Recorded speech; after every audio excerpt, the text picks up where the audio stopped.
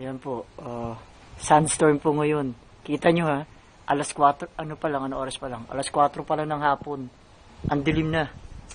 Ayun ang sasakyan ko, hindi na makita. So, tumayo balahibo ko. Alas 4 pa lang. Kala ko ano nangyari. Paano ako makakauwi nito? Hindi ka makakawin yan, Brad. Pucha. Alas 4 pa lang po ng hapon dito. At tingnan nyo na po ang weather namin. Ito ang tinatawag ni storm. Ang storm dito ay sandstorm. Grabe.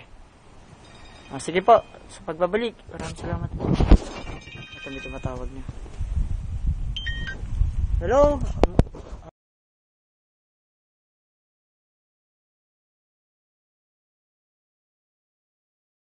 Duduktong ko to. Grabe, sandstorm yan. Ayan o. Ito medyo lumiliwanag na po ng konti. Pero ganun pa rin ang oras dito. Alas 4 pa rin ng hapon. Medyo bumabalik siya. Pero kung titignan nyo, walang ganyan sa Pilipinas. Mukhang, kumbaga parang ito ay judgment na dito sa Saudi Arabia. Sa mga tao. Yun yung sasakyan ko. Parada. Yun, grabe yung paglilinis na naman. Linis na naman.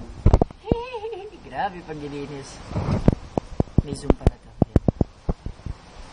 Ooh. Oh, kaya nung sa akin. Puta naman, pati sa cellphone, palapak ko. Bluetooth ko siya. Ayan. Kasi sa akin ni Dennis. Yun, sa akin ni Dennis yung natin. Ayan, yari na naman si Dennis. Maliligo na naman ito. Nakalikabok.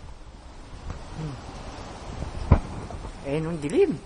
Pero okay na to, kaysa sa kanina. Talaga kumbaga parang nagalit ang Diyos. Hindi ka eclipse kanina. Nagalit ang Diyos, tinakpan yung araw. Parang eclipse. Parang eclipse, tinakpan yung araw. Eclipse yun.